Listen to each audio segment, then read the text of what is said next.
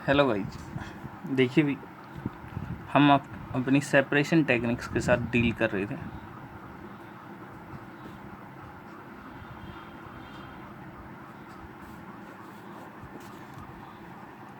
आज हम अपनी एक नई सेपरेशन टेक्निक पढ़ेंगे bye separating funnel. Bye separating funnel किसके लिए यूज होगा, सबसे पहले तो उसकी बात करते हैं कि किस आपके मिक्सचर कैसे मिक्सचर्स के लिए यूज होगा। Use to separate mixture containing two immiscible liquids।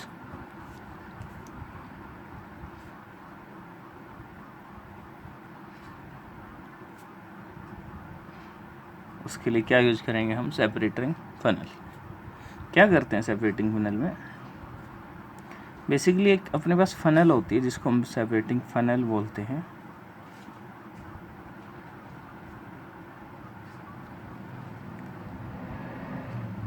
एक इस शेप में अपने पास एक फनल होती है जिसको हम बोलते हैं सेपरेटिंग फनल।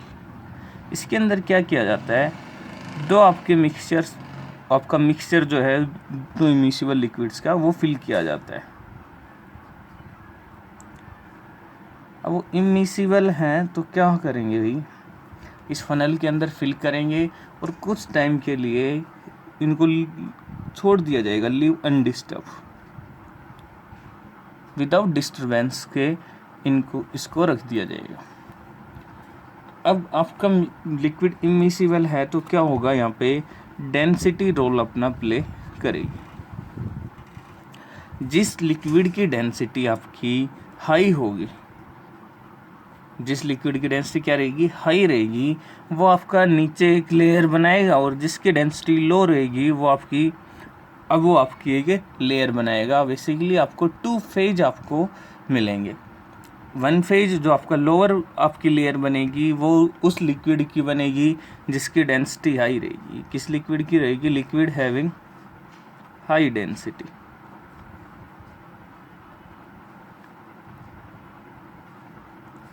दूसरा, ये आपका किस लिक्विड की बनेगी, ये बनेगी लिक्विड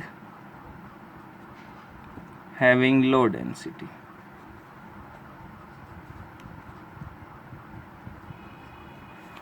ऐसे लिक्विड्स की जिनकी डेंसिटी क्या रहेगी, लो। क्या किया जाएगा, कुछ नहीं, जस्ट अनडिस्टर्ब रखा।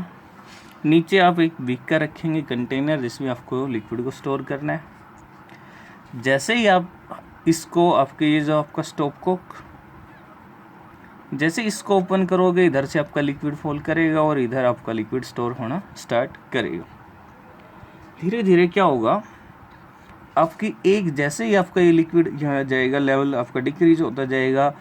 जैसे ही आपकी एक लिक्विड की फेज आपकी फिनिश होगी, कंप्लीटली इस बीकर में आ जाएगी, वैसे ही हम क्या करेंगे, इस स्टॉप को बंद कर देंगे, आपके लिक्विड को बंद कर देंगे। तो आपका एक जो लिक्विड है, जो मिक्सचर था, एक अब वो रह जाएगा आपके सेपरेटिंग फनल में, और दूसरा कहाँ पे स्टोर हो जाएगा, आपके बीकर में। तो इसको हम बोलते हैं क्या, सेपरेटिंग फनल मिक्सचर। कैसे, सपोज करो आपके पास मिक्सचर है, किसका, mixture of oil plus water. Oil plus water का आपके पास मिक्सचर है, इसको आपको सेपरेट करना है, तो आप इजीली सेपरेट करोगे ऑयल एंड वाटर को, कोई आपको प्रॉब्लम नहीं आएगी। आप जस्ट सेपरेटिंग फनल में अनडिस्टर्ब रखिए। आपका ऑयल, आपको पता है ऑयल एंड वाटर एक दूसरे में इमिसिबल रहते हैं। वाटर की लेयर नीचे आएगी, ऑयल की लेयर अब वो बनेगी। कुछ टाइम अनडिस्टर्ब रखने के बाद दोनों अलग अलग फेज में दो लेयर बनाएंगे। आप उस स्टोव को ओपन करेंगे, वाटर आपका नीचे आ जाएगा, ऑयल आपका ऊपर रह जाएगा। ठीक है, तो ये आपकी सेपरेटिंग फनल मिक्सचर। अभी जो हम पढ़ेंगे उसको बोलते हैं नया, जो आपका मेथड, जो काफ़ी इम्पोर्टेंट है, और एडवांस आप अगर साइंस में जाओगे तो वहाँ पे बहुत यूज होगा, जिसको बोलते हैं क्रोमेटोग्राफी।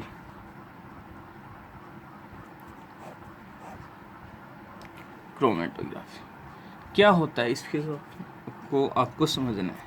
तो सबसे पहले इसकी बेसिक टर्मिनोलॉजी समझते हैं। इसके अंदर हम दो फेज बोलेंगे, दो फेज होते हैं। एक होता है स्टेशनरी फेज, एक होता है मोबाइल फेज। दो फेज होते हैं, एक स्टेशनरी फेज, एक आपका मोबाइल फेज। स्टेशनरी फेज वो जो मूव नहीं करेगा, जिसकी मूवमेंट नहीं होगी। मोबाइल फेज वो जो आपका मूवमेंट शो करेगा, जिस फेज के पार्टिकल्स मूव करेंगे। तो बेसिकली होता क्या है, एक कंटेनर लेते हैं हम, एक बीकर लेंगे। एक बीकर लेंगे, इस बीकर के अंदर एक लिक्विड डालेंगे। इस लिक्विड को हम बोलेंगे मोबाइल फेज। क्यों मोबाइल फेज क्यों बोलेंगे वो भी आपको समझना है। एक पेपर लेंगे जिसको हम बोलते हैं क्रोमेटोग्राफी पेपर। एक क्रोमेटोग्राफी पेपर की स्ट्रिप लेंगे, उसके ऊपर अराउंड 1 सेंटीमीटर की लेंथ पे पेंसिल से एक लाइन ड्रॉ करेंगे, और इस लाइन के सेंटर पे हम उस मिक्सचर की ड्रॉप रखेंगे, जिस मिक्सचर को हमें सेपरेट करना है उसके कंपोनेंट के अंदर। क्या किया, एक क्रोमेटोग्राफिक पेपर लिया, 1 सेंटीमीटर के अराउंड आप एक लेंथ पे एक लाइन लगाओगे पेंसिल से, और वहाँ पे उस लाइन के सेंटर पे मिक्सचर की एक ड्रॉप आप पुट करोगे। ये आपका क्रोमेटोग्राफी पेपर, ठीक है। अब जैसे ही इस पेपर को आप इसके अंदर, इसको क्या बोलते हैं, ये जो आपका क्रोमेटोग्राफी पेपर है, ये इसको बोल रहे हैं हम स्टेशनरी फेज। क्यों बोल रहे हैं ये अभी आपको समझ आएगा। देख, इस पेपर को हम क्या करेंगे, इस बीकर के अंदर, इस लिक्विड के अंदर बेसिकली डिप करेंगे।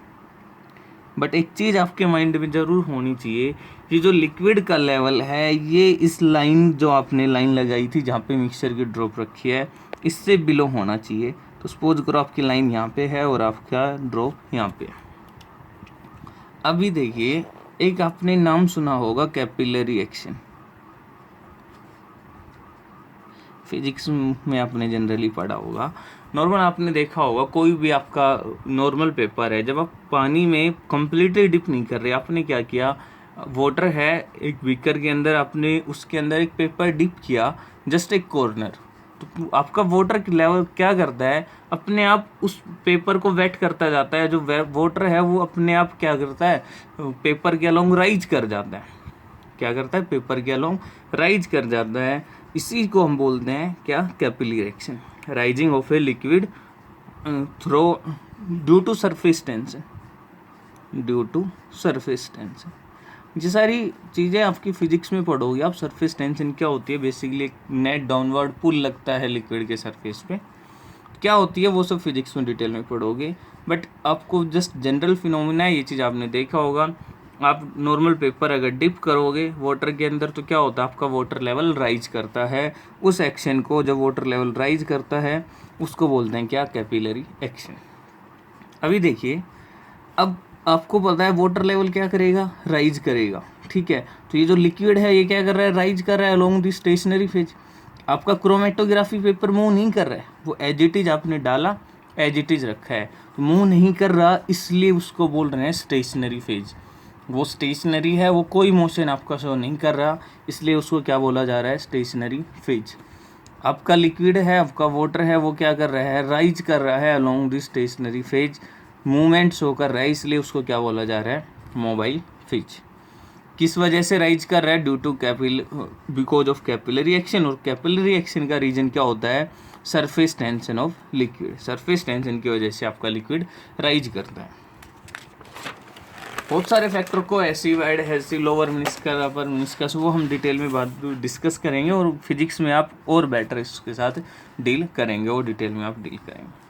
तो देखिए होगा क्या, यहीं पे बात करता हूँ, होगा क्या, आपका जब आपका वाटर लेवल या जब आपका लिक्विड इस लाइन के पास, जब लिक्विड का इस लाइन पे पहुंचेगा जो आपने पेंसिल से ड्रॉ की थी, जैसे इस लाइन पे पहुंचेगा, जो आपने मिक्सचर की जो ड्रॉ पुट की थी वो इस मोबाइल फेज के साथ इंटरेक्ट करेगी, 100% करेगी।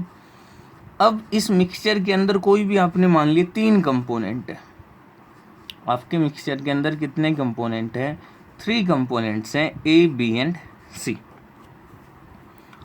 ये तीनों के तीनों कंपोनेंट जब आपका मोबाइल फेज इस लाइन पे पहुंचेगा, तीनों के तीनों कंपोनेंट मोबाइल फेज के साथ इंटरेक्ट करेंगे। मोबाइल फेज के साथ जो इंटरेक्शन रहेगी तीनों कंपोनेंट की, वो अलग अलग रहेगी, बिकॉज तीनों कंपोनेंट अलग अलग है। सो मोबाइल फेज के साथ जो इंटरेक्शन रहेगी वो भी क्या रहेगी आपकी, डिफरेंट रहेगी। जो मैग्नीट्यूड, जो आपकी एक्सटेंट रहेगी, जो स्ट्रेंथ रहेगी इंटरेक्शन की, वो क्या रहेगी, डिफरेंट रहेगी। तो देखिए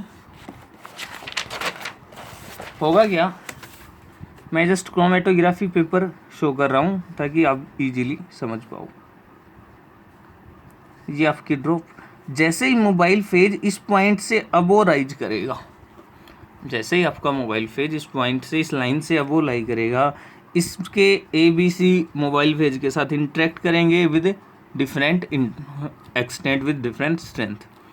अब जिसकी स्ट्रेंथ, जिसकी आपकी जो वो बाइंडिंग है, जो आपके मोबाइल फेज के साथ स्ट्रॉन्ग रहेगी, वो क्या करेगा, फास्टली मूव करेगा।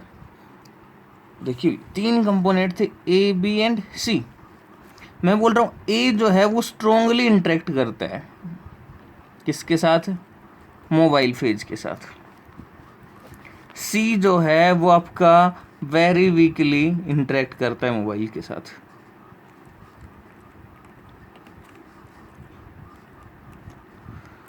वाइल बी जो है आपका वो क्या है, वो आपका मॉडरेटली इंटरेक्ट करता है। दैट मीन्स इंटरेक्शन का मतलब एक फोर्स जो उनको बाइंड करेगी। तो देखिए जो स्ट्रोंगली इंटरेक्ट करेगा वो क्या रहेगा, टाइटली बाउंड रहेगा मोबाइल फेज के साथ और ज़्यादा मूव करेगा। जितना ज़्यादा आपका मोबाइल फेज मूव करेगा उसके अलोंग, उसके साथ साथ ज़्यादा आपका ट्रेवल करेगा। एक वो जो वीकली बाइंड है, जो वीकली इंटरेक्ट करेगा मोबाइल फेज के साथ, वो क्या करेगा, वो आपका स्लोली मूव करेगा अलोंग दी मोबाइल फेज। और जो मॉडरेटली इंटरेक्ट करेगा वो डिफरेंट रेट से आपका मूव करेगा। उसकी जो पार्टिकल्स की जो रेट रहेगा, मूवमेंट रहेगा, वो क्या रहेगा, डिफरेंट। तो इनके डिफरेंट मूवमेंट की वजह से, ड्यू टू डिफरेंट इंटरेक्शन, इनका जो रेट जो रहेगा, रेट ऑफ मूवमेंट जो रहेगा, वो क्या रहेगा, डिफरेंट। ए जो है वो स्ट्रोंगली इंटरेक्ट करेगा। सपोज करो लिक्विड लेवल आपका यहाँ पहुँच गया, लिक्विड लेवल आपका यहाँ पहुँच गया, तो ए सबसे ज़्यादा ट्रेवल करके क्या होगा, उससे कम बी ने क्या होगा, और उससे कम सी ने आपका क्या होगा। बिकॉज जो सबसे ज़्यादा इंटरेक्ट करेगा वो सबसे ज़्यादा ट्रैवल करेगा, जो कम करेगा इंटरेक्ट करेगा वो सबसे कम आपका ट्रैवल करेगा। तीनों क्या हो गए, तीनों कंपोनेंट मिक्सचर के अपने आप सेपरेट हो गए। इसी टेक्निक को बोलते हैं हम क्रोमेटोग्राफी टेक्निक। किस पे बेस है, interaction between mobile phase and mixture, और we can say interaction between stationary phase. अब स्टेशनरी फेज के आप रेस्पेक्ट में भी समझ सकते हो, जिस कंपोनेंट की इंटरेक्शन स्टेशनरी फेज के साथ ज़्यादा रहेगी वो क्या रहेगा, स्टेशनरी फेज से टाइटली बाइंड रहेगा, और उसकी मूवमेंट क्या रहेगी, कम। भाई हम बोल रहे हैं सी वीकली इंटरेक्ट कर रहा है किससे, मोबाइल फेज से, तो हम उल्टा भी बोल सकते हैं क्या, C interact strongly with stationary phase, because stationary phase के साथ उसने ज़्यादा इंटरेक्शन है, स्टेशनरी फेज ने उसको ज़्यादा टाइटली बाइंड कर रखा है, इसी वजह से वो क्या नहीं कर पा रहा, फास्ट मूवमेंट शो नहीं कर रहा, उसी वजह से उसका रेट ऑफ मूवमेंट है वो क्या आपका स्लो है। तो ये आपकी क्रोमेटोग्राफी टेक्निक किस लिए यूज होती है, generally used to separate component of colour die.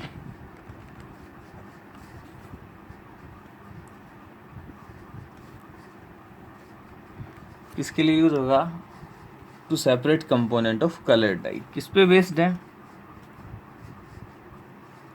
This technique is based on interaction of component of mixture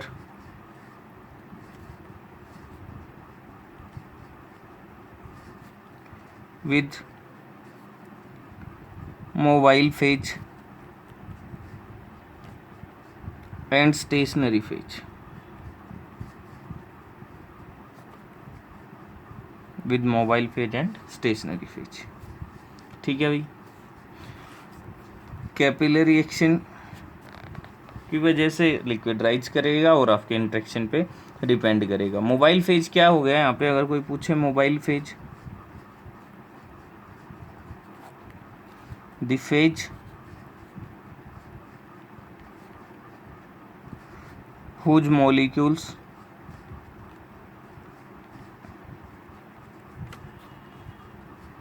are traveling during the process, are moving during the process।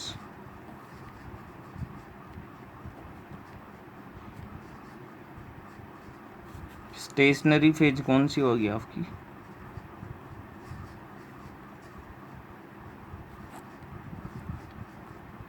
The phase whose molecules are stationary or we can say not moving।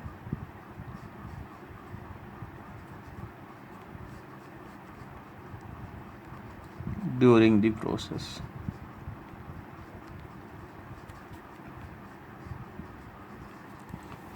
इसको हम क्या बोलेंगे, आपका stationary phase.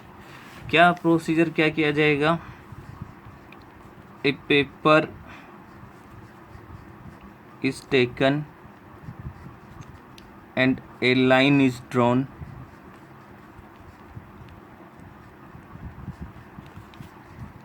at 1 centimeter length।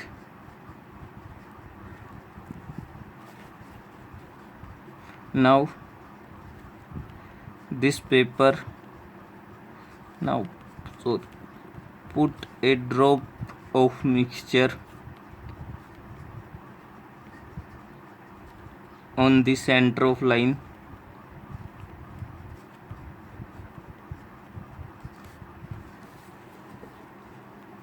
ठीक है, उसके बाद क्या किया जाएगा, now put the paper in a beaker containing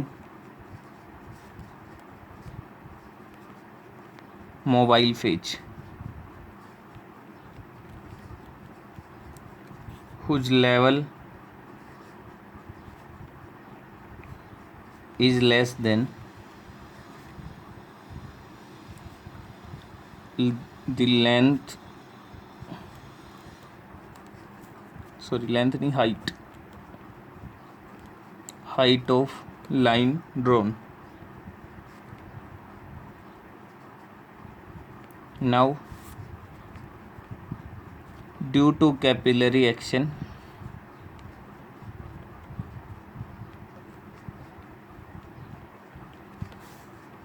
mobile phage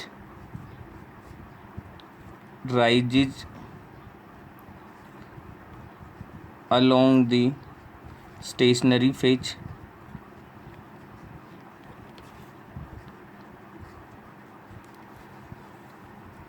which results, या फिर हम लिखते हैं component of mixture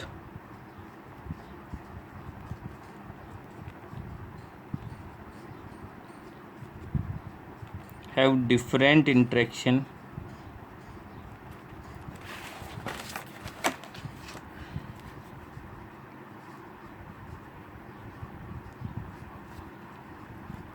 with the mobile phage and stationary phage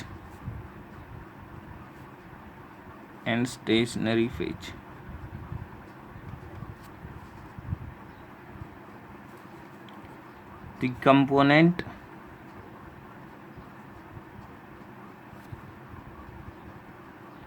which is having strong interaction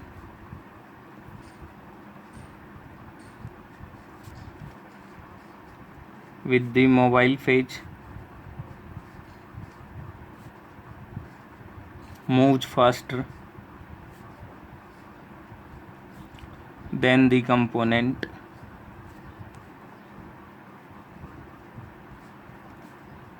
which is having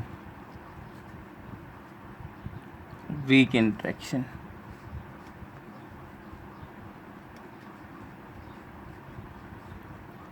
with the mobile phage।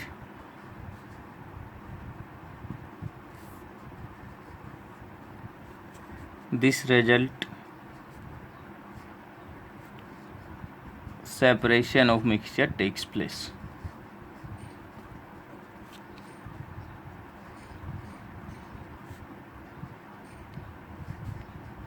इससे क्या होगा, आपके mixture का सेपरेशन होगा। ये आपका प्रोसीजर क्रोमेटोग्राफिक टेक्निक का।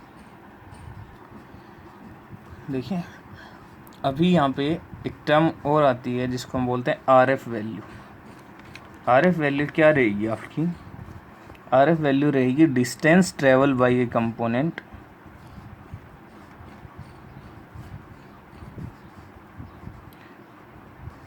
आपके जो मिक्सचर के अंदर कंपोनेंट है उसमें से किसी भी कंपोनेंट की आरएफ वैल्यू निकालनी है तो आपको distance travel by that component divided by distance travel by mobile phase, और we can say by solvent भी लिखा रहता है, आप मोबाइल फेज भी लिख सकते हो, मोबाइल फेज। ये आपकी क्रोमेटोग्राफिक में एक आरएफ वैल्यू कि अगर पूछ लेते हैं क्या होती है आरएफ वैल्यू तो आपको पता होना चाहिए, ठीक है। ये आपकी आरएफ वैल्यू, तो ये आपकी यहाँ पे आके आपकी क्रोमेटोग्राफिक टेक्निक खत्म होती है। किसके लिए यूज होगी? जनरली आपके प्लांट पिगमेंट्स हैं उनके अलग अलग कलर्स में, बेसिकली जो कलर्ड आपके सब्सटेंसेस होते हैं, कलर्ड जो मिक्सचर होते हैं उनमें अलग अलग कंपोनेंट्स को सेपरेट करने के लिए जनरली क्रोमेटोग्राफिक को यूज किया जाता है, ठीक है। आई होप समझ आया होगा। बाकी मिलते हैं नेक्स्ट टेक्निक के साथ नेक्स्ट लेक्चर में। Thank you.